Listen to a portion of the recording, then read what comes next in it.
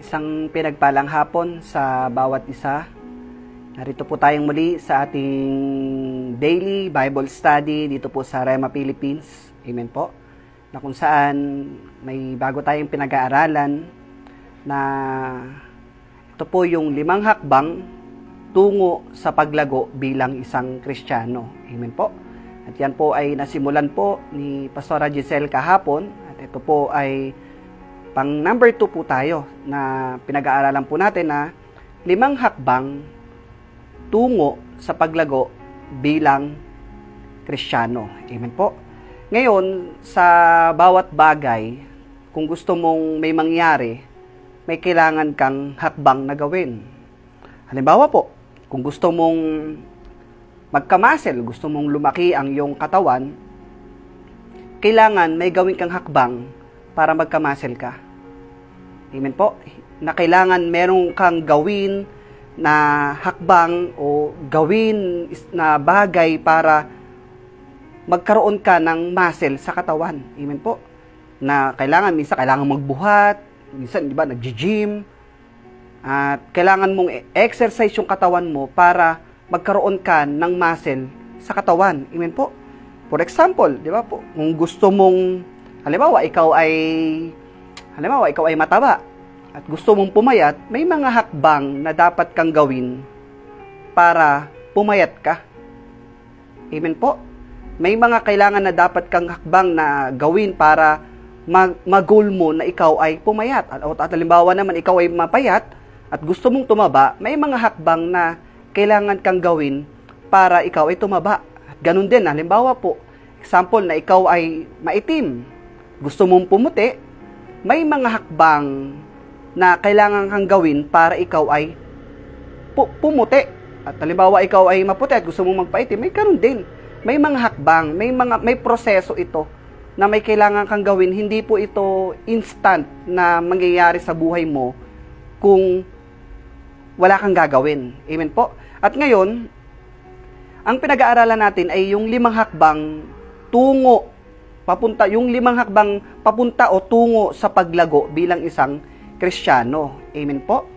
Kasi bilang isang Kristiyano, napakahalaga na habang tumatagal ka, habang tumatagal yung pagkakilala mo sa Panginoon, dapat lumalago ka.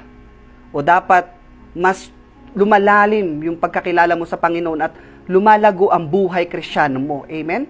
Hindi yung tipong malaki ka na, matagal ka na sa Panginoon, pero hindi ka pa rin malago. Amen? Ngayon, ang pangalawa po sa pinag-aaralan po natin na 5 hakbang tungo sa paglago bilang isang Kristiyano ay yung parating manalangin. Ito po ang pangalawa. Amen po? Ano po yung number 1 kahapon? Number 1, magbasa ng Bible araw-araw. Kumbaga, kung titingnan natin, basic po ito na kailangan natin na daily na ginagawa. Amen po. Pagbasa ng Bible araw-araw. Ito pong number 2, yung parating manalangin. Amen po. Kung may katabi ka, pakisabi nga, parating manalangin. Amen po. Ngayon, dito po sa Luke chapter 18, verse 1, babasahin ko po sa inyo. Verse 1, isinalaysay ni Jesus ang isang talinhaga upang ituro sa kanila na dapat silang laging manalangin at huwag mawalan ng pag-asa. Amen po.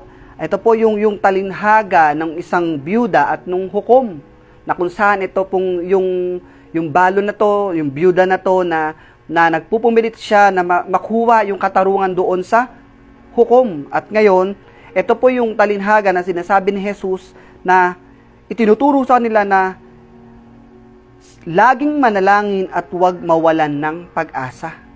Amen po. Kaya po sa bawat sa atin, praise the Lord, sa atin po dito sa Rema, pinalaki tayo, tinuruan tayo rito na manalangin. Amen po. Kumbaga, binild tayo na dapat meron tayong panalangin sa araw-araw ng buhay po natin. Amen po. Kaya nga sabi, pag taga-Rema, kumbaga, nagsimula tayo sa panalangin. Amen po. Ngayon, napakahalaga ng prayer sa ating bilang isang mga mananampalataya. Kasi, ang prayer po, ang isa sa magbibigay sa atin, o ito ang isang magbibigay ng hakbang para lumago tayo. Amen po. Para magkaroon tayo ng paglago sa ating pananampalataya. Amen po. Tinuturuan tayo dito sa nakakatuwa nga po na dito sa Rema, nahubog tayo na kahit at least 1 hour na magkaroon tayo ng prayer a day, no? Magkaroon tayo, kumbaga sa mga manggagawa, hinubog na dapat mayroon tayo na panalangin sa araw-araw ng buhay natin. Amen po. Bakit po? Kasi ang panalangin ang nagsisilbing tubig na pandilig natin bilang isang Kristiyano para patuloy tayong lumago as a Christian. Amen? Ang panalangin ay ito magsisilbing tubig na pandilig sa atin bilang isang mga mananampalataya. Ngayon po, sino po ba rito yung mga plantito or plantita? Ayan. Kasi ako po dito sa Morong, mahilig po ako magtanim. Kumbaga yung paligid namin dyan, may punong-puno po ng tanim yan, may mga paligid dyan, may mga tanim na halaman. Ngayon, lalo na ngayong magsa-summer, mapapansin mo na isang araw mong hindi madiligan, medyo okay pa eh. Pangalawang araw, makikita mo natutuyo na yung lupa na doon sa paso, at mga ilang araw pa, nakikita mo yung dahon natutuyo na, nalalanta na bumabagsak yung dahon. Ngayon, ang kailangan gawin, syempre kailangan diligan. At mas maganda nga, lalo na ngayong papasok na, nararamdaman natin yung summer, na kailangan mong diligan ito everyday. Kahit sa umaga or sa hapon, dapat madiligan mo ito. Bakit po? Kasi para patuloy siyang mabuhay at lumago bilang isang halaman. Amen? Bilang isang halaman, kailangan niya ng tubig na magsusustain sa kanya para siya ay maging sariwa, lumago, at umusbong pa. Amen? Ngayon, sa atin po bilang isang Kristiyano, ang prayer po, ang magsisilbing tubig na pandilig natin sa atin para magkaroon tayo ng paglago sa ating buhay Kristiyano. Amen po? Ngayon, sa atin po, bilang isang mananampalataya, napakahalaga ng prayer. Lahat tayo, napakahalaga ng panalangin. Kumbaga, tinuturuan nga tayo na dapat, hindi pa pwedeng lalampas ng isang araw na hindi ka nakapag-pray. Dapat meron ka at meron ka lang panalangin. Amen po? At ngayon, sino po may cellphone dito? Diba? Lahat po tayo, alos may cellphone tayong lahat. Ngayon, di ba, pagka ikaw ay may cellphone, ngayon, ang kailangan mong gawin, di ba, pag gamit mo palagi ang cellphone, pag ginagamit mo lang ng ginagamit at hindi mo ito chine-charge, malolobat at mamamatay yan. Amen po? Ngayon, ang prayer, ito yung magsisilbing charger natin eh, na magbibigay sa atin ng lakas para makapagpatuloy na pag sa time na ikaw ay nalulobat na sa buhay pananampalataya mo, sa time na ikaw ay nangihina na sa buhay pananampalataya mo, kailangan mo mag-charge eh. Amen po? At ano ba yung charger na yan? Yung magkakaroon ka ng charge ng i-connect mo yung sarili mo sa Panginoon. Amen po? Na sa time ng panghihina, sa time ng ikaw ay nandulupaypay sa buhay pananampalataya mo, napakahalaga ng prayer na ito. Kasi yung prayer na ito, example ko nga, nagsisilbi itong tubig na pananim sa atin, at ito po ay nagsisilbing charger natin, na sa time na ikaw ay napapagod na sa kaharian ng Diyos, sa ikaw ay napapagod na sa buhay pananampalataya mo. Sinasabi nga, di ba, pagpagod ka na sa kingdom, lumapit ka sa King. Ito na yung time na magkakaroon ka ng panalangin, na lagi kang mananalangin, naharap ka sa Panginoon dahil ito yung magbibigay sa iyo ng charge. Kaya nga, sa presensya ng Panginoon, ano po yung kanta na yun? Sa presensya ng Panginoon, meron tayong kalakasan. Amen po? Kaya nga, di ba, ganito sana eh. Di ba? Pag nakita mo na nalobat na yung phone mo, o 10% na lang yung phone mo, charge mo kagad to eh, di ba? I-connect mo agad to sa may charger eh. At hindi ka papayag na yung cellphone mo ay ma-deadbat or mamatay. Diba? Pag nakita mo na 20% na lang yan at nag-sign na ng battery low, ngayon, charge mo agad yan eh. Sana sa atin din po, bilang isang mananampalataya, Sana nga kahit hindi pa dumadating yung panghihina, dapat laging may panalangin ka lang eh. Amen po. At dumating yung point na nalulobat na, nanghihina ka na bilang isang mananampalataya, ito na yung time na dapat hindi ka mawalan ng panalangin. Hindi tayo mawalan ng prayer sa ating buhay Kristiyano. Amen po. Kasi yung hakbang na tinuturo sa atin tungo sa paglago bilang isang Kristiyano ay yung parating manalangin. Kaya nga 'di ba sinasabi sa 1 Thessalonica 5:17, 'di ba? Manalangin kayong walang patid. Pray constantly. Amen? Napakahalaga ng prayer po sa atin. Kasi ito yung, sabi ko, magsisilbing pandilig natin, ito yung magsisilbing charger natin, at si Jesus, nagset siya ng isang example, na bagaman si Jesus ay Diyos, kaya niya ang lahat, pero nung time na siya nasa katawang tao, nandito siya nasa lupa, si Jesus nagset ng example na kung mapapansin natin ang ugali ni Jesus, nagtataka yung mga alagad, hinahanap nila, nasaan na si Jesus? Hinahanap nila, nagtatanungan sila, nasaan na si Jesus? Nasaan na yung guro natin? Minsan, madadat na nila, si Jesus, nasa ilang. Anong ginagawa ni Jesus sa ilang? Sa ilang na lugar. Ang ginagawa ni Jesus, manalangin. Diyos siya, kaya niya ang lahat, pero si Jesus, hindi nawala yung prayer sa kanya. Kasi alam ni Jesus na yung panalangin na ito, kailangan ko ng connection ko sa Ama ko. Dahil yung connection ko sa Ama ko, itong magbibigay sa akin ng hakbang tungo sa paglago ko bilang isang mananampalataya. Amen po. Ngayon, sabi nga po rito basahin ko po sa inyo rito sa Mark chapter 14, verse 32. Dumating sila sa isang lugar na tinatawag na Gethsemane.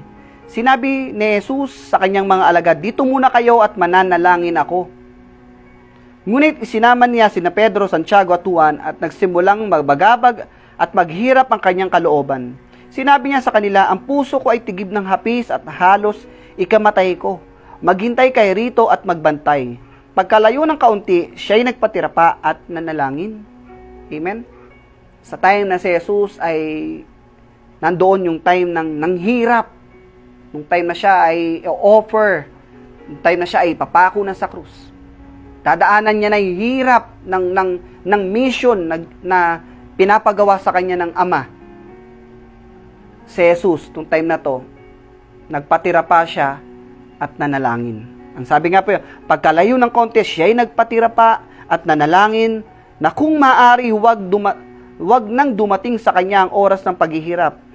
Ama ko, wika niya, mapangyayari mo ang lahat ng bagay, alisin mo sa akin ang sarong ito ng paghihirap, gayon man wag ang kalooban ko, kundi ang kalooban mo ang masunod. Amen? Yung time na to, battle kay Jesus, na gawin yung kalooban ng Ama, pero sinasabi niya, Lord, hindi ang kalooban ko, kundi ang kalooban mo ang mangyari.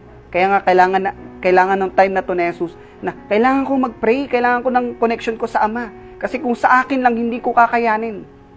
At sa atin po, kung sa atin lang, hindi natin kakayanin talaga. Yung battle dito sa mundong ito, hindi natin kakayanin kung wala ang tulong ng Diyos sa buhay po natin. Amen po. Kaya nga napakahalaga ng pananalangin sa ating Panginoon. Amen po. Sabi nga po dyan, verse 37, nagbalik siya at tinatnan niyang natutulog ang tatlong alagad. Sinabi niya kay Pedro, natutulog ka, Simon. Hindi ka ba makapagbantay kahit isang oras man lang? Magpuyat kayo at manalangin upang huwag kayong madaig ng tukso. Amen? Sabi ni Jesus, magpuyat kayo at manalangin upang huwag kayong madaig ng tukso. At ang sabi niya dyan, ang espiritu ay nakahanda, ngunit ang laman ay mahina. Amen? Kaya tingnan niyo po, na isineset ni Jesus na example sa atin, yung prayer.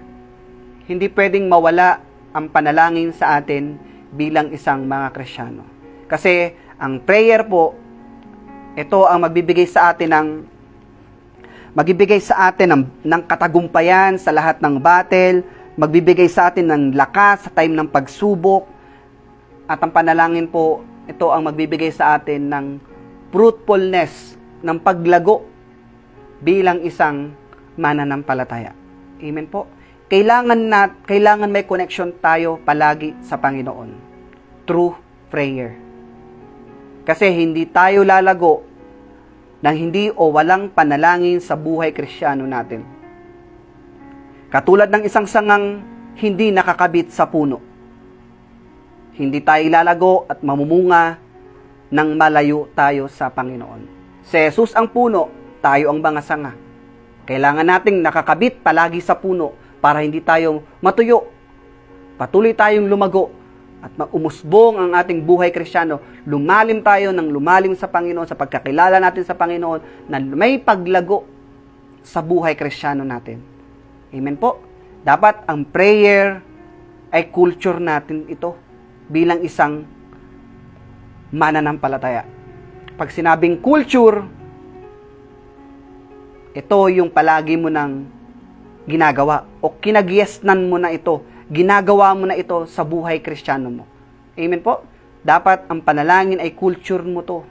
Kumbaga, kung sa atin po, lagi tayong, siyempre, di ba, everyday, 3 times a day tayong kumakain. Minsan nga, 4 times pa, 5 times pa. Hindi tayo pwedeng hindi kakain everyday sa pagkain natin sa physical. At ngayon, kung tayo po ay kumakain physically, dapat tayo po rin po ay nananalangin sa espiritu at katotohanan. Dapat meron tayong prayer everyday sa buhay po natin. Kasi bakit? Ito ang kailangan ng ating espiritu. Amen po. Dapat ang prayer ay lifestyle na natin.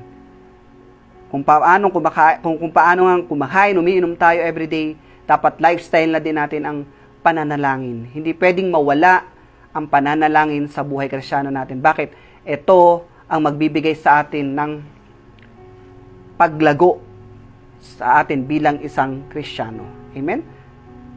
At dapat sa bawat pananalangin natin, mahalaga sa bawat panalangin natin, nandoon yung nasasagot yung prayer natin. Amen? Kasi bakit? Masarap pag-pray. Masarap manalangin. Bakit? Kung nasasagot yung prayer mo, nandoon yung dapat nasasagot yung prayer mo. Mahalaga sa bawat panalangin natin, meron itong resulta. Amen? Kasi bakit? Kung walang nangyayari at hindi nasasagot yung prayer natin, manghihina lang tayo. Kailangan nagkakaroon dito ng kasagutan, ng resulta sa buhay Kristiyano natin. Amen po? At huwag tayo mag-alala dahil ang Diyos ay sumasagot ng panalangin. Iwasan lang natin yung mga bagay na hadlang sa panalangin natin. Amen? Iwasan lang. Kasi ano po yung mga bagay halimbawa, iwasan natin yung mga negative confession, iwasan natin yung kasalanan, iwasan natin yung hindi pagpapatawad. Yan po, ilan lang po sa mga example ko na iwasan natin yung mga bagay na bakit yan ang ahadlang sa mga panalangin natin. Amen po? Pero babalik po ako, kung gusto nating lumago sa ating buhay Kristiyano, yung mga hakbang na kailangan natin gawin, number 1, magbasa ng Bible, at number 2, parating manalangin. Dapat lagi tayong may panalangin sa buhay Kristiyano natin. Dahil ulitin ko po, ito ang magsisilbing pandilig natin sa ating buhay. Ito ang magsisilbing charger natin sa ating buhay. Katulad ni Jesus, bagaman siya'y Diyos, bagaman siya'y kaya niya ang lahat, pero si Jesus, sa bawat araw ng buhay niya, hindi siya nawawalan ng prayer.